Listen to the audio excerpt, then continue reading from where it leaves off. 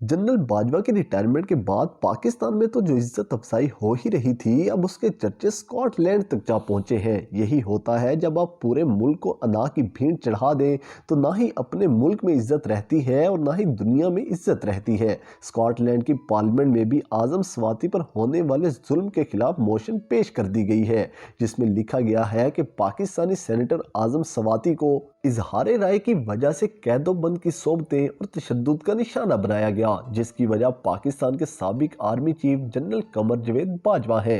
बरतानिया और अमेरिका में इंसानी हकूक़ की खिलाफ वर्जी पर बहुत काम किया जाता है। अगर किसी मुल्क में किसी सेनेटर के साथ ऐसा होगा तो दुनिया ज़रूर नोटिस लेगी। स्कॉटलैंड के इस नोटिस पर पाकिस्तान के दानिशमंद ये कहते नज़र आते हैं कि दुनिया को कश्मीर और फ़लस्तीन नज़र नहीं आते, उस पर तो कोई बात नहीं करता।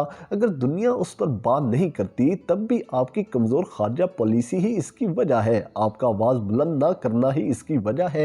इमरान खान ने इन दोनों मामलात पर भरपूर स्टैंड लिया तो दुनिया ने इसे एक्नॉलेज किया। जब आपकी नाअहली की वजह से ही दुनिया भूल जाती है तब फिर तबसरे करने भी आप लोग बैठ जाते हैं। जो पिछले 8 माह में पाकिस्तान के नामवर सहाफ़ियों और सियासी रहनुमाओं के साथ किया गया, उसे न सिर्फ पाकिस्तान बल्कि पूरी दुनिया ने रिपोर्ट किया और इस पर पाकिस्तान के दुश्मन मुल्क फ़ायदा उठाते हुए पाकिस्तान को बदनाम भी कर सकते हैं और दुनिया इस पर एक्शन लेते हुए पाकिस्तान पर पाबंदियां आयद भी कर सकती है और दुनिया सब ममालिक को पाकिस्तान जाने से रोक सकती है।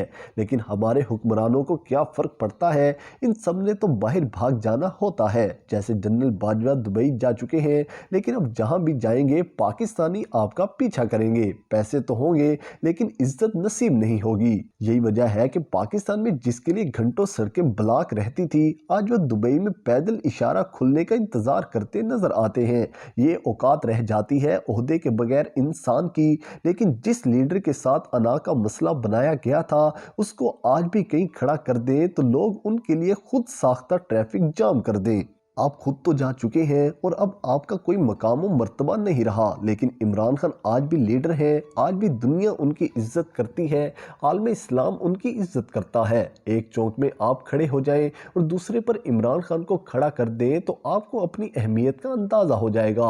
आज आप कहीं नहीं हैं, लेकिन इमरान खान आज भी हर पाकिस्तानी के दिल में गूंज रहे हैं, पाकिस्तान के ऐवानों में गूंज रहे हैं, पाकिस्तान के हर कोने में उन्हीं के चर्चे हैं। इमरान खान को माइनस करते करते आप खुद माइनस हो गए हैं। असल ताकत जिस परवरदिगार के पास है, उसने आप पर बावर करवाया कि खुदा जिसे चाहता है इज्जत देता है और जिसे चाहता है जिल्लत देता है। वो एक 22 ग्रेड के अफसर के चाहने या ना चाहने का मोहताज नहीं है, वही है जिसने उस नाचीज के हाथ में कुछ देर के लिए इख्तियारात दिए होते हैं और उसका जब दिल करे वो छीन भी लेता है। जब कोई अपने इख्तियारात का नाजायज इस्तेमाल करता है तो अल्लाह पाक उससे उसके इख्तियारात छीन लेता है। जिनको जनरल रिटायर्ड बाजवा ने हुकूमत दी थी, वो अब खुद उनके खिलाफ बयानियां बनाने जा रहे हैं ताकि वोट हासिल कर सके। जनरल बाजवा जरा अपनी पाकिस्तान में नफरत का अंदाजा लगाएं।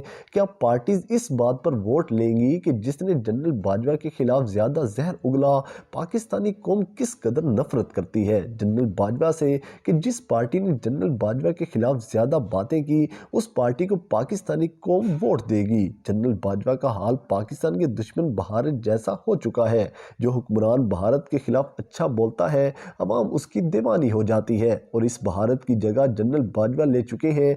अब जो इनके खिलाफ ज्यादा अच्छा बोलेगा, जो इनके खिलाफ जबरदस्त तरीके से आवाज बुलंद करेगा, वही अवाम का हीरो करार पाएगा।